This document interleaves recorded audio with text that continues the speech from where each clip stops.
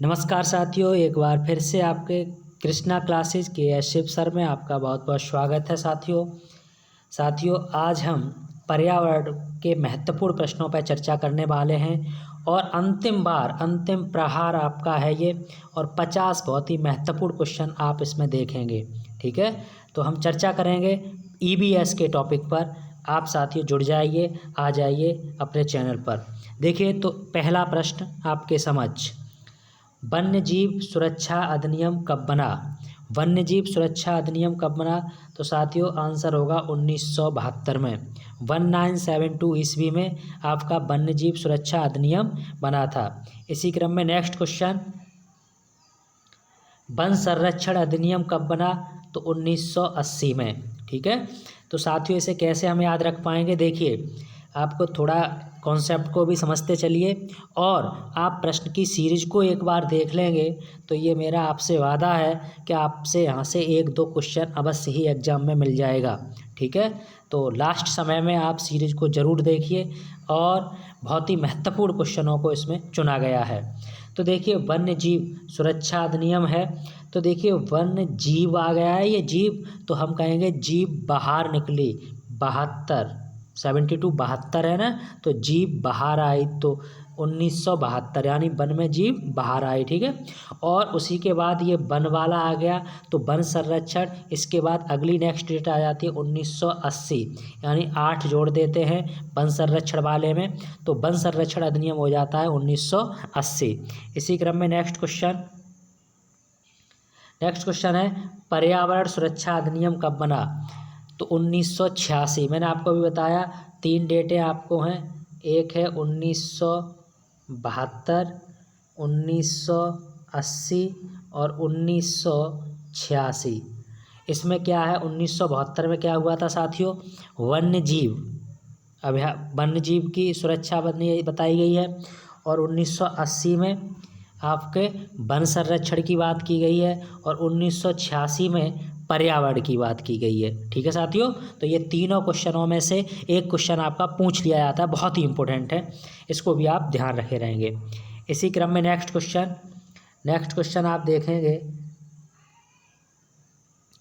पर्यावरण की सुरक्षा मूल कर्तव्य है, इसका उल्लेख किस अनुच्छेद में किया गया है?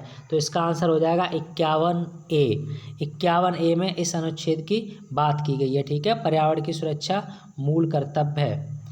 नेक्स्ट इसी में है, भारतीय वन प्रबंधन संस्थान कहाँ है? तो इसका आंसर क्या हो जाएगा साथियों? भोपाल में आपका वन प्रबंधन संस्थान है। नेक्स्ट क्वेश्चन, देहरादून वर्षावन अनुसंधान संस्थान कहाँ है? तो ये है जोरहाट में इसका आंसर हो जाएगा।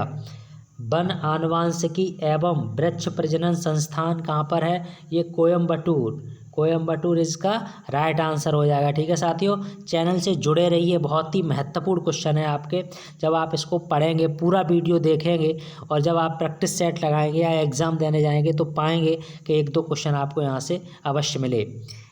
इसी क्रम में नेक्स्ट है, वन उत्पादक केंद्र, ये आपका रांची में पड़ता है, रांची है वन उत्पादक केंद्र। नेक्स्ट क्वेश्चन, भारत की प्रथम वन नीति का निर्माण हुआ था, ये हुआ था 1894 ईस्वी में, 1894 ईस्वी में आपका भारत की प्रथम वन नीति बनी थी। नेक्स्ट है, गिद्ध संरक्षण परियोजना कब प्रारंभ हुई थी? तो गिद्ध संरक्षण परियोजना की बात पूछ रहा है, तो कब प्रारंभ हुई थी? 2006 ईस्वी में। ठीक है साथियों, गैंडा संरचना परियोजना कब बनी थी? तो ये आपकी 1987 ईस्वी में, 1987। इसी क्रम में एक और है, कछुआ संरक्षण परियोजना, ये आपकी साथियों 1975 ईस्वी में बनी थी। तो ये खास डेट हैं, इन क्वेश्चनों को आप एक बार देख लेंगे। नेक्स्ट है, बाल संरक्षण परियोजना, तो बाल संरक्षण परियोजना 1973 ईस्वी, 1973 ईस्वी में। अगला क्वेश्चन है, किस वृक्ष को पर्यावरणीय संकट माना जाता है? तो आंसर हो जाएगा यूकेलिप्टस, जिसे हम सफ़ेदा के नाम से जानते हैं। ठीक है, तो ये हमारे पर्यावरण के लिए संकट माना जाता है। आप साथियों, आपको जानकारी होगी इस बात की कि वन विभाग द्वारा इस पौधे को काटने पर भी कोई रोक नहीं है। ठीक है, इसी क्रम में नेक्स्ट क्वेश्चन, सेलवास किस प्रकार के वन हैं? तो ये विश्व वित्तीय वर्षावन है। कैसे हैं? वित्तीय वर्षावन कहोगे आप, तो ये आपका आंसर हो जाएगा। अगला है मॉन्ट्रियल प्रोटोकॉल संबंधित है ओजोन परत के संरक्षण से। ठीक है, तो इस चीज़ को भी याद रखेंगे, ये यहाँ से प्रश्न बन गया कि मॉन्ट्रियल प्रोटोकॉल संबंधित है तो किससे है? ओजोन परत के संरक्षण से है। नेक्स्ट, वियना समझौता कब हुआ? तो ये कब हुआ साथियों?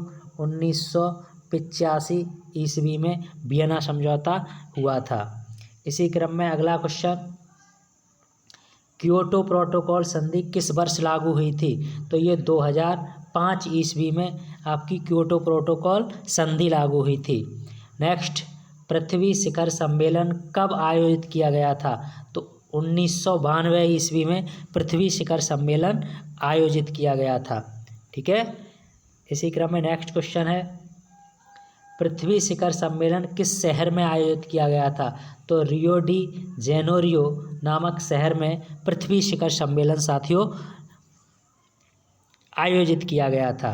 इसी क्रम में अगला क्वेश्चन है हमारा, भारत में हरित क्रांति के जनक किसे कहा जाता है? तो doctor M S. Swaminathan. Doctor M S. Swaminathan Bharat में हरित क्रांति के जनक के रूप में जाने जाते हैं। भारत में पारिस्थितिकी के जनक किसे कहा जाता है? तो डॉक्टर रामदेव मिश्रा को पारिस्थितिकी के जनक के रूप में जाना जाता है। डॉल्फिन मैन ऑफ इंडिया किसे कहा जाता है? तो रविंद्र कुमार सिन्हा को डॉल्फिन मैन ऑफ इंडिया के नाम से जाना जाता है। अगला क्वेश्चन बहुत ही इम्पोर्टेंट जो पूछा जा चुका है, चिपको आंदोलन के जन्मदाता कौन है? तो सुंदरलाल बहुगुणा चिपको आंदोलन के जन्मदाता या जनक माने जाते हैं। विश्व ओजोन दिवस कब मनाया जाता है? तो साथियों विश्व ओजोन दिवस 16 सितंबर को मनाया जाता है। विश्व वन्यजीव दिवस कब मनाया जाता है? तो 3 मार्च को विश्व वन्यजीव दिवस मनाया जाता है। इसी क्रम में साथियों नेक्स्ट क्वेश्चन, पृथ्वी दिवस कब मनाया जाता है? तो 22 अप्रैल को पृथ्वी दिवस मनाया जाता है। और विश्व स्वास्थ्य दिवस ये साथियों 7 अप्रैल को है। ठीक है, 7 मतलब स्वस्थ रहेंगे हम। नेक्स्ट है, उपग्रह संचार में किस तरंग का प्रयोग होता है? तो माइक्रोवेव का प्रयोग इन तरह के संचार में किया जाता है। इसी क्रम में नेक्स्ट क्वेश्चन साथियों बने रहिए, बहुत ही महत्वपूर्ण क्वेश्चन है, चुनिंदा क्वेश्चन है। टीवी प्रसारण में किन तरंगों का प्रयोग होता है? तो किन तरंगों का साथियों प्रयोग होता है? रेडियो तरंगों का टीवी प्रसारण में प्रयोग किया जाता है। कोहरे के आर पार देखने में सहायक तरंगें होती हैं, तो अवरक्त विकिरण जो होते हैं वो कोहरे को आर पार देखने में सहायता करते हैं। इसी क्रम में अगला क्वेश्चन, किसकी भेदन क्षमता अधिक होती है? किरणें हमारी होती हैं अल्फा, बीटा और गामा, तो इसमें गामा जो किरणें होती हैं साथियों उनकी भेदन क्षमता सर्वाधिक होती है। मोटर कारों में प्रदूषण जांच के समय जांच की जाती है, किसकी जांच की जाती है? तो सीसा एवं कार्बन के कणों की जांच की जाती है। सीसा को हम इस तरह से भी लेड सीसा। ठीक है साथियों, अगला क्वेश्चन है इसी क्रम में, अंटार्कटिका में ओजोन परत का सर्वाधिक विनाश होता है, कब होता है? तो सितंबर और अक्टूबर माह में होता है। ठीक है, आपको ये भी पता होगा कि ओजोन परत में जो छिद्र हो रहे हैं वो सबसे ज़्यादा अंटार्कटिका महाद्वीप में के समक्ष हो गए हैं। नेक्स्ट क्वेश्चन, उत्तरी गोलार्ध में ओजोन परत का सर्वाधिक विनाश होता है, तो ये मार्च और अप्रैल के महीने में होता है। ठीक है, तो ये हमारा क्या है? गर्मियाँ पड़ती हैं तब। नेक्स्ट इसी क्रम में दोस्तों क्वेश्चन नेक्स्ट है, अम्ल वर्षा के लिए प्रमुख रूप से जिम्मेदार है? तो कल कारखाने हैं, ठीक है, जो इनसे गैस SO2 निकलती है, सल्फर डाइऑक्साइड गैस। तालाब में तैरने वाले मनुष्य की त्वचा जल जाती है क्लोरीन के कारण। ठीक है, Cl2 क्लोरीन के कारण ये इस तरह का प्रभाव नज़र आता है। नेक्स्ट क्वेश्चन है, ग्लोबल वार्मिंग रोकने के लिए कार्बन टैक्स लगाने का पहला प्रस्ताव रखा था, तो न्यूजीलैंड, जो न्यूजीलैंड देश है इसने ग्लोबल वार्मिंग का पहला प्रस्ताव रखा था और अभी अच्छा प्रयास करने का कोशिश किया था T20 में न्यूजीलैंड टीम ने, वही आप समझ पा रहे होंगे। फ्लाई ऐश का निर्माण कैसे होता है? तो कोयले के दहन से फ्लाई ऐश का निर्माण होता है। ठीक है साथियों, देखते रहिए आप। अम्लीय वर्षा के लिए जिम्मेदार गैसें हैं तो सल्फर डाइऑक्साइड और नाइट्रोजन डाइऑक्साइड। सर्वाधिक अगर ऑप्शन नहीं मिलता है साथियों तो सल्फर डाइऑक्साइड आप SO2 लगा सकते हैं। ठीक है, अम्ल वर्षा से सर्वाधिक प्रभावित देश है, यानी सबसे इफेक्टेड कौन है? तो नॉर्वे एवं स्वीडन आपके अम्ल वर्षा से प्रभावित देश है। स्टोन कैंसर का प्रमुख कारण है तो क्या है साथियों? अम्ल वर्षा, जो जिम्मेदार है SO2 गैस। इसी क्रम में अगला है लाइकेन किस पर्यावरणीय प्रदूषण के सूचक हैं? तो वायु प्रदूषण के। बहुत इंपॉर्टेंट क्वेश्चन है साथियों, मैंने बताया वीडियो का पूरा देखें, प्रत्येक क्वेश्चन बहुत ही चुनिंदा लिया गया है जो आपके लिए फ़ायदेमंद हो। ठीक है, भोपाल गैस त्रसादी किस गैस हिसाब से हुई थी? तो मिथाइल आइसोसाइनाइड, जिसे मिक के नाम से भी जानते हैं, ये भोपाल गैस में जो कांड हुआ था। इटाई रोग, वेरी इंपॉर्टेंट। इटाई रोग किसके कारण होता है? तो कैडमियम के कारण आपका इटाई रोग होता है। नेक्स्ट है कांग्रेस घास किस घास को कहा जाता है? तो पार्थेनियम गाजर घास को हम कांग्रेस घास के नाम से जानते हैं। अम्ल वर्षा के जल का pH मान होता है तो 4.2 से कम होता है। साथियों आपको पता होगा कि जो pH मान की ऐसे हम 0 से लेके 14 तक टेबल बना लेते हैं और 7 को बीच में रखते हैं। जो 7 जिसका pH होता है वो उदासीन होता है, वो साथियों उदासीन होता है, और 7 से कम होता है उसकी अम्लीय प्रकृति होती है, और 7 से ज़्यादा है वो क्षारीय प्रकृति का होता है। ये pH स्केल है। नेक्स्ट इसी क्रम में साथियों क्वेश्चन है अगला, ब्लैक फुट नामक बीमारी का कारण है?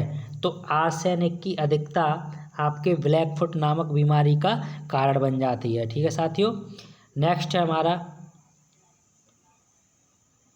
ये यहाँ गलत हो गया है, यहाँ पर होगा ध्वनि, मिसप्रिंट है वहाँ पर साथियों। ध्वनि की आवृत्ति मापी जाती है तो किस में मापी जाती है? हर्ट्ज में मापी जाती है। इसी क्रम में नेक्स्ट क्वेश्चन है साथियों, अंतिम क्वेश्चन, ध्वनि की तीव्रता मापी जाती है तो किस में मापी जाती है? डेसिबल में मापी जाती है। साथियों एक बार फिर से आप वीडियो को पूरा देखें, जो चैनल पर नए हैं चैनल को सब्सक्राइब करें और बेल आइकन को प्रेस कर दें, जिससे कि आगामी आने वाली महत्वपूर्ण वीडियो आपके पास आ सकें। ठीक है साथियों, मिलते हैं नेक्स्ट वीडियो में। जय हिंद, तब तक के लिए जय हिंद, जय भारत।